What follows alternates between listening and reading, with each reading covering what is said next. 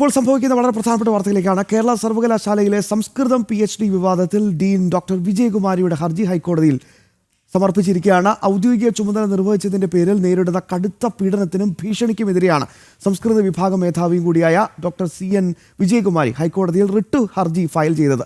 വിവരങ്ങളുമായി പ്രജിത് മോഹൻ ചേരുകയാണ്. പ്രജിത്ത്, ഇപ്പോൾ ചില നാടകീയ സംഭവങ്ങളൊക്കെ കേരള യൂണിവേഴ്സിറ്റിയിൽ നടക്കുന്നുണ്ട് എന്നാണ് മനസ്സിലാക്കാൻ സാധിക്കുന്നത്. ആ വിശദാംശങ്ങൾ കൂടി ഒന്ന് മനസ്സിലാക്കണം. ഒപ്പം നിയമപോരാട്ടം, ടീച്ചറുടെ നിയമപോരാട്ടം കൂടി.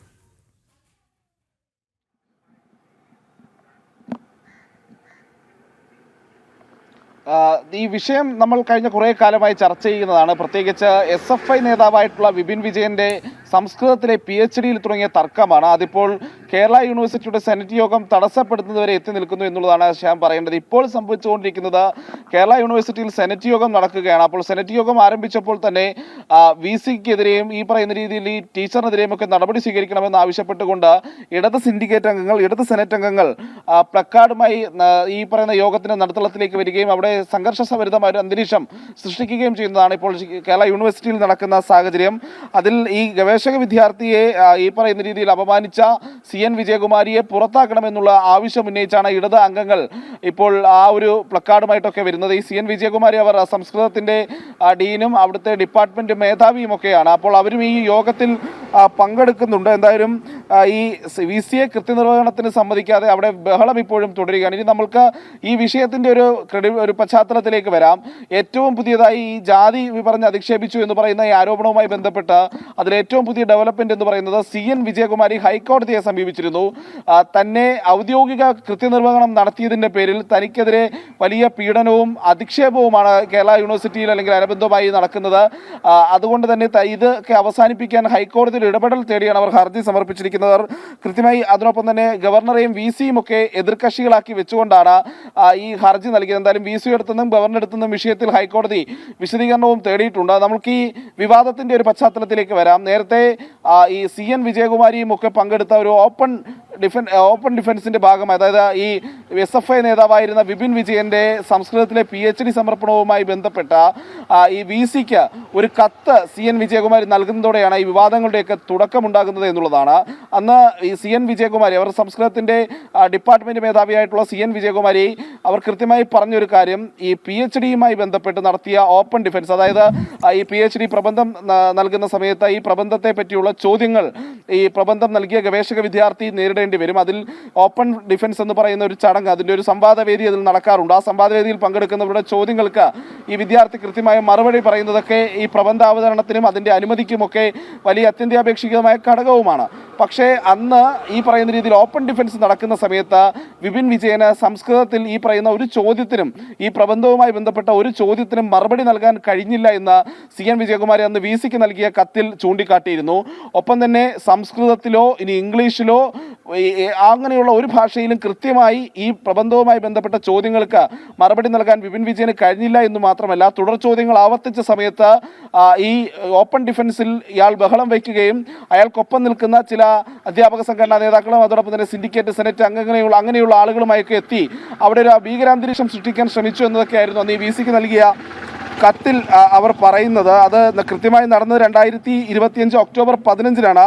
തുടർന്ന് ഈ ഗവേഷക വിദ്യാർത്ഥിയും ഒപ്പം ഗൈഡും ഒക്കെ മോശമായി പെരുമാറി എന്നൊക്കെ ചൂണ്ടിക്കാട്ടി അവർ VC-ക്ക് കത്ത് നൽകുന്നതോടെയാണ് ഇത്തരമൊരു വിവാദം ആരംഭിക്കുന്നത്.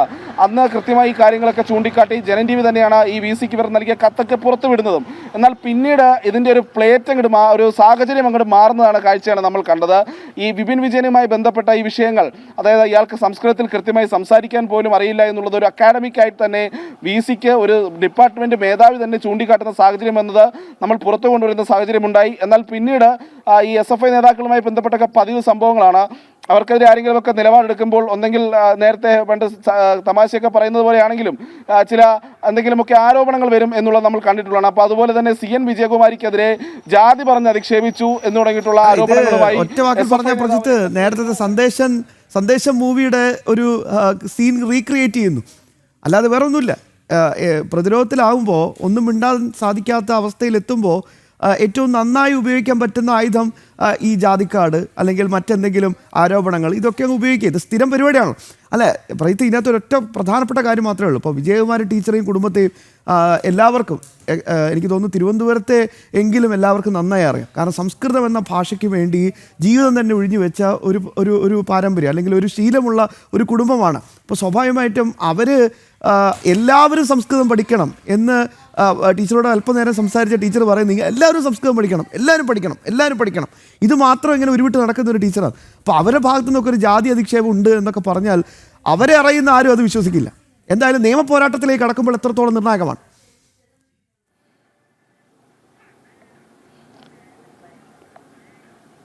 അതിൽ കൃത്യമാണ്. അവർ എന്തായാലും ഇത്തരം ചില വിഷയങ്ങൾ കൂടി അവരുടെ ഹർജിയിൽ ചൂണ്ടിക്കാട്ടുന്നുണ്ട്. ഒന്ന്, ഉന്നത വിദ്യാഭ്യാസ മന്ത്രിയിൽ നിന്നടക്കം മാധ്യമങ്ങളിൽ നിന്നടക്കം അധിക്ഷേപം നേരിടേണ്ടി വന്നു, ചില സിൻഡിക്കേറ്റ് അംഗങ്ങളിൽ നിന്നും ഭീഷണി നേരിടേണ്ടി വന്നു എന്നുള്ള അവർ ഹർജിയിൽ ചൂണ്ടിക്കാട്ടുന്നുണ്ട്. അതോടൊപ്പം തന്നെ ഈ SFI നേതാവിനെ ജാതി പറഞ്ഞ് അധിക്ഷേപിച്ചു എന്നുള്ള പരാതി വന്ന തനിക്കൊപ്പം ഈ തൻ്റെ മേൽനോട്ടത്തിൽ ഈ പറയുന്ന രീതിയിൽ ഗവേഷണം ചെയ്യുന്ന 2 വിദ്യാർത്ഥികൾ, അവർ 2 പേരും SC വിഭാഗത്തിൽപ്പെട്ടവരാണ്. അതിൽ ഒരാൾ തനിക്കൊപ്പം തൻ്റെ വീട്ടിൽ താമസിച്ചാണ് ഗവേഷണം പൂർത്തിയാക്കിയതെന്നുള്ളതും ഈ വിജയകുമാരി ടീച്ചർ ഈ ഹർജിയിൽ ചൂണ്ടിക്കാട്ടുന്നുണ്ട്. അപ്പോൾ ശ്യാം പറഞ്ഞ രീതിയിൽ ആരാണ് വിജയകുമാരി ടീച്ചർ എന്നുള്ളതിനുള്ള ഒരു കൃത്യമായ മറുപടി കൂടിയാണത്. അപ്പോൾ ഈ പറഞ്ഞ രീതിയിൽ, അതായത് അക്കാഡമിക് ആയിട്ടുള്ള തെറ്റുകൾ ചൂണ്ടിക്കാട്ടിയതിൻ്റെ പേരിലാണ് തനിക്കെതിരെ ഈ വ്യാജ ജാതി അധിക്ഷേപ ആരോപണം ഉന്നയിക്കുന്നത് എന്നുള്ളതും CN വിജയകുമാരി ചൂണ്ടിക്കാട്ടുന്നുണ്ട്. എന്തായാലും ഇതിൽ ഹൈക്കോടതിയുടെ ഇടപെടൽ നിർണായകമായിരിക്കും. എങ്ങനെ ജാതി പറഞ്ഞ് അധിക്ഷേപിച്ചു, എപ്പോൾ പരാതി നൽകി, ഈ ജാതി അധിക്ഷേപം വർഷങ്ങളായിട്ടുണ്ടായിട്ടുണ്ടെങ്കിൽ SFIയുടെ കരുത്തനായ ഒരു നേതാവിന്, കേരള യൂണിവേഴ്സിറ്റിയിലെ എല്ലാ സംരക്ഷണങ്ങളും പാർട്ടിയുടെ സംരക്ഷണവും ലഭിക്കുന്ന ഒരു നേതാവിന് ഇതുവരെ ആരോപണം ഉന്നയിക്കാൻ കഴിഞ്ഞില്ല.